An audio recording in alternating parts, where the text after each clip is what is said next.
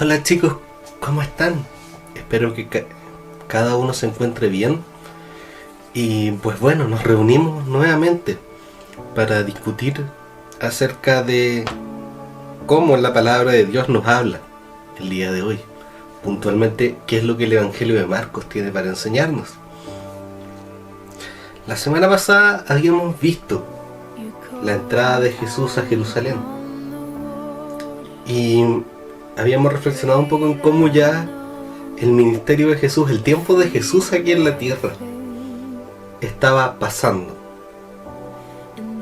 Y esta es la parte más intensa del ministerio, en la cual llega a la ciudad de Jerusalén y se opone y se confronta con los poderes religiosos de la época. Jerusalén tenía un simbolismo muy importante para el judío, y es que era esa la ciudad de Dios, era la ciudad donde estaba el templo en el cual Dios vivía. Jerusalén era un sitio muy importante para el judío, y es en Jerusalén donde Jesús pasa sus últimos días. Es en Jerusalén donde más adelante Jesús va a ser muerto, y posteriormente, contra todo pronóstico, es en Jerusalén donde va a resucitar y va a reencontrarse con sus discípulos. Jerusalén tiene un significado especial de qué es la religiosidad, que es Jerusalén es una ciudad de encuentro con Dios, de saciedad, de espiritualidad. Pues bien, la historia que vamos a leer hoy día se encuentra en Marcos capítulo 11. Marcos capítulo 11.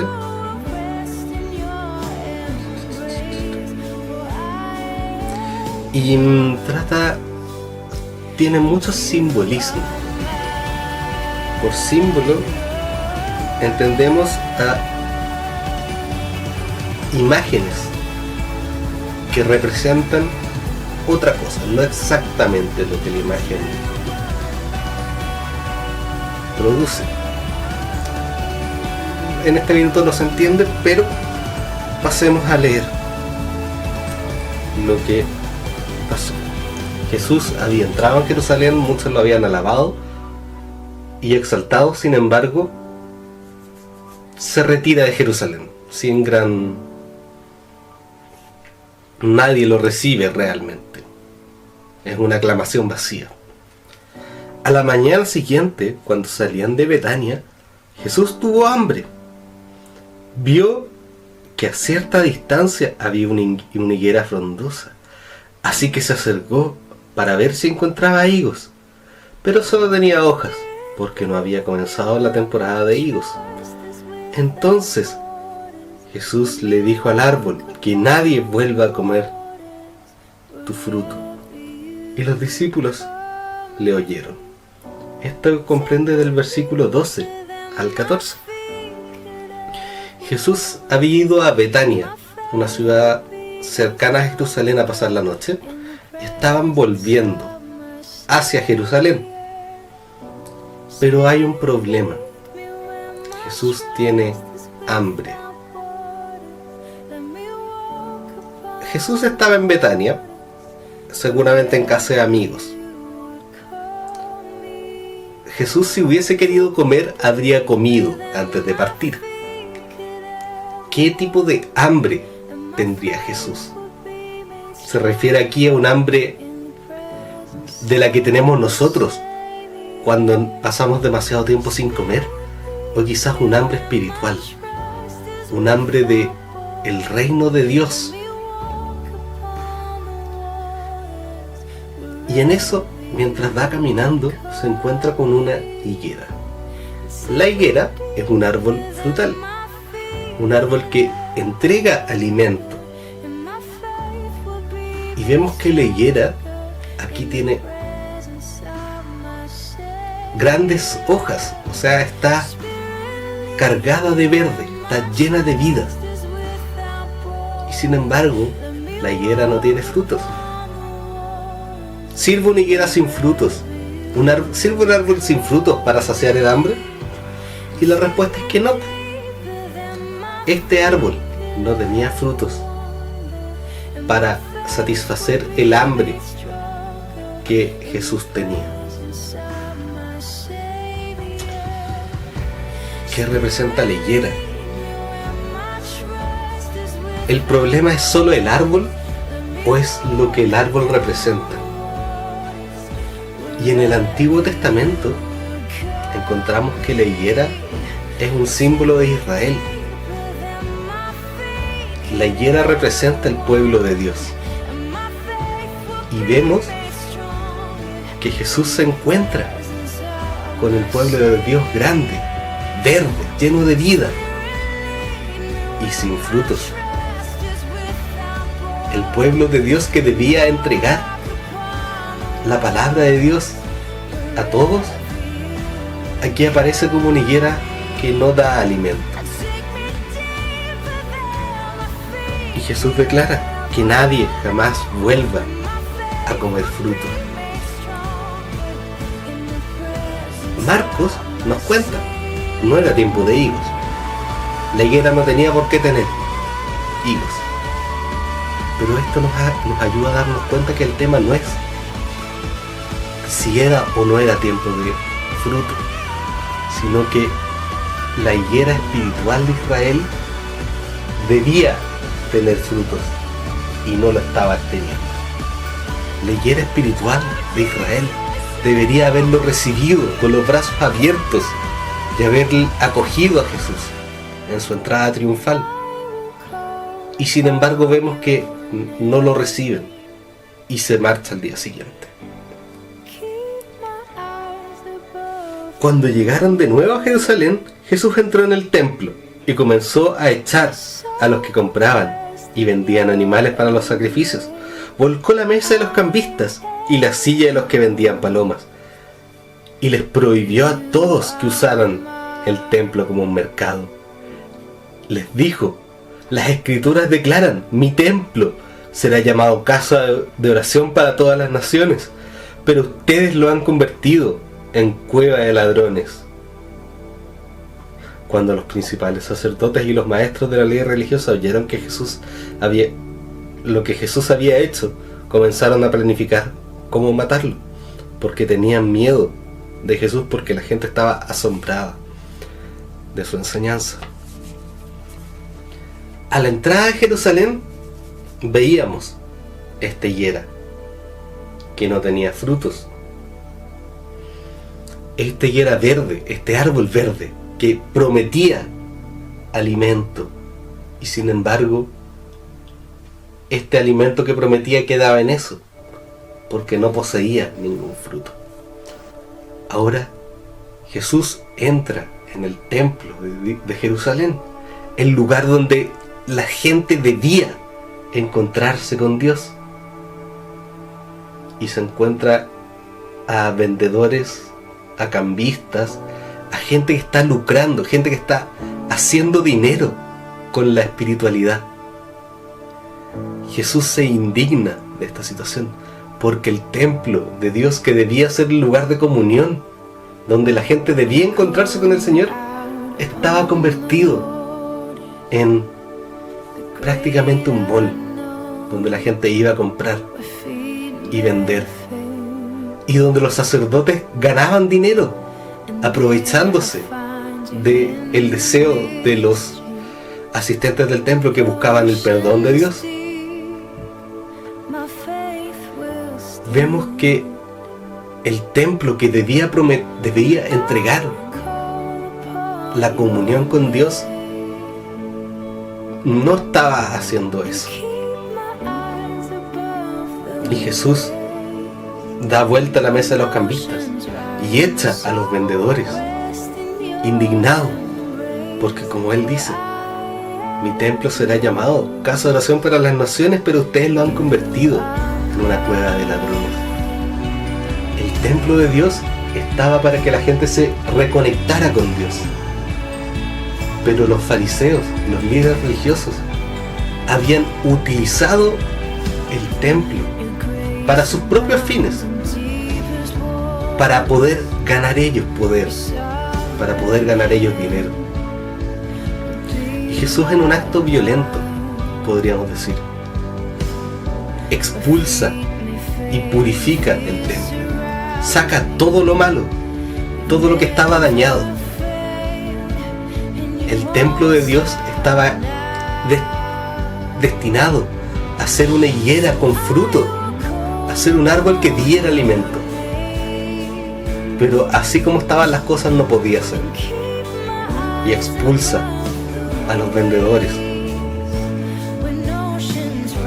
Y nos encontramos con esto. La dualidad, la contraposición.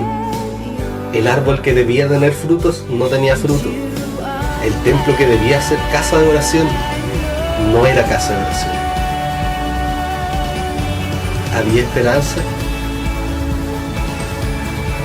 ¿Qué esperanza habría? Y la historia sigue. A la mañana siguiente, al pasar junto a la higuera que había maldecido, los discípulos notaron que se había marchitado de raíz. Pedro recordó lo que Jesús había dicho al árbol el día anterior y exclamó: «Mira, Rabí, la higuera que maldijiste se marchitó». Entonces Jesús dijo a sus discípulos: «Tengan fe en Dios, les digo la verdad, ustedes pueden decir a esta montaña: levántate y échate al mar, y sucederá, pero deben creer que ocurrirá y no tener ninguna duda en su corazón. Les digo que ustedes pueden orar por cualquier cosa, y si creen que la han recibido, será suya.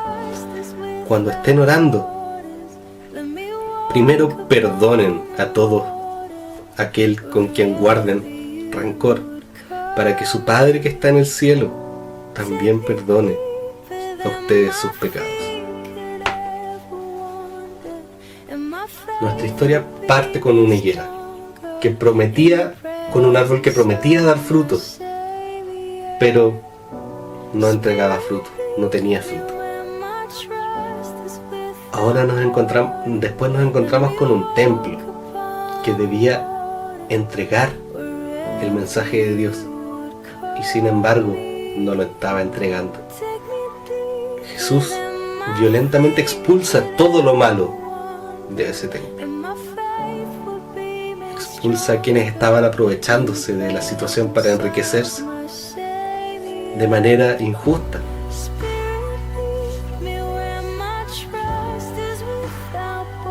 Y vemos que los fariseos, que habían visto lo que estaba pasando, planeaban matarlo.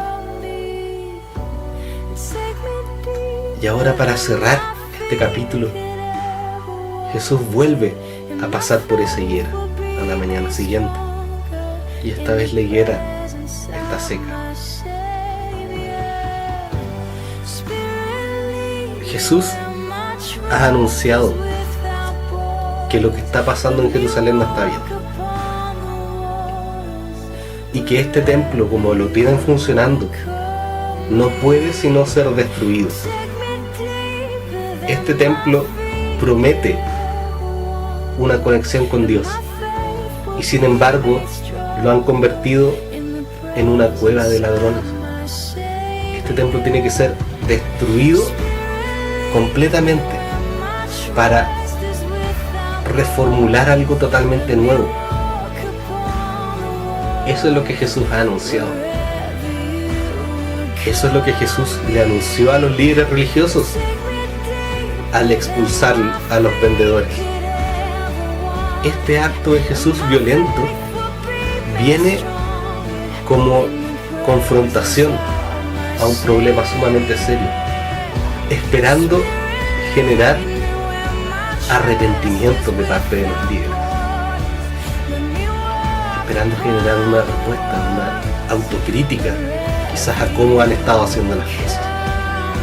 Pero vemos que los líderes religiosos comienzan a pensar de qué manera matar.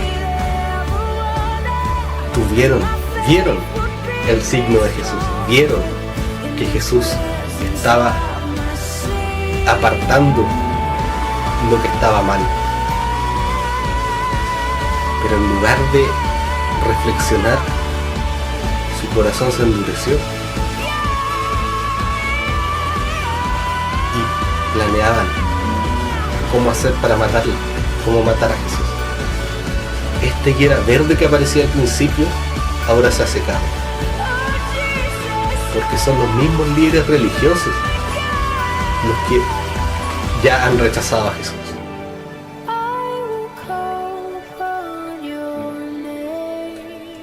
¿Qué esperanza queda sin un templo funcional que conecte con Dios? ¿Qué esperanza queda sin líderes religiosos que puedan guiar al pueblo? Y Jesús levanta un último mensaje de esperanza, que ahora la espiritualidad no debe estar afirmada en un templo de piedra, ni en un sacerdote, ni en un sistema sacerdotal como el que había hasta ese entonces, sino sustentado en la fe en Dios.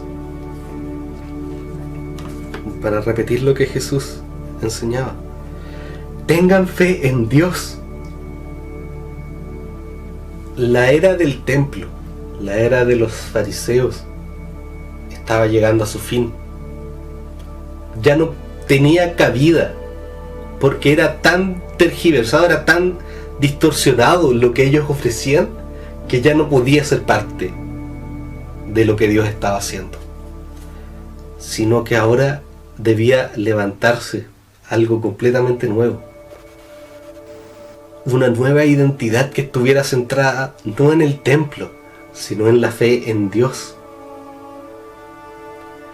Y esta fe no es solo hacia arriba, no es solo con Dios, sino que también involucra el perdón. Una fe sustentada en la comunión entre hermanos y la conexión con Dios. Y una fe que estaba sustentada no en un espacio físico, no en un templo de piedra, sino cimentada en la acción de Jesucristo. Marcos probablemente escribió su evangelio posterior, más o menos para el año 70 después de Cristo. El templo había sido destruido. Los romanos habían destruido el templo de Jerusalén. Y esta lección probablemente fue muy significativa para esta gente. ¿Cómo podemos seguir nosotros si no tenemos un templo al cual acudir? Jesús dice: hey, lo importante no está en el templo, lo importante está en la fe en Dios. En eso debe afirmarse la comunidad. En eso deben sostenerse ustedes los que me siguen, no en el templo físico, sino en Dios. Y así termina esta historia. Y algunas preguntas para cuestionarnos. Nosotros sabemos lo que Dios hizo, lo que Jesús hizo. Pero aquí vemos cómo Jesús expulsa todo lo dañado del templo, todo lo que no tiene cabida en la conexión con el Señor. Ahora el apóstol Pablo también usó esta imagen del templo y dijo que nosotros somos el templo. ¿De qué manera estamos nosotros cuidando este lugar de conexión con el Señor? ¿Estamos dejando que cosas malignas entren en nosotros? ¿Le estamos dando cabida a estos vendedores?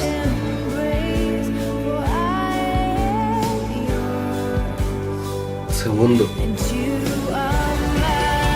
¿estamos teniendo una conexión con Dios realmente? ¿Estamos teniendo una espiritualidad firme, sustentada en una conexión genuina con Jesucristo?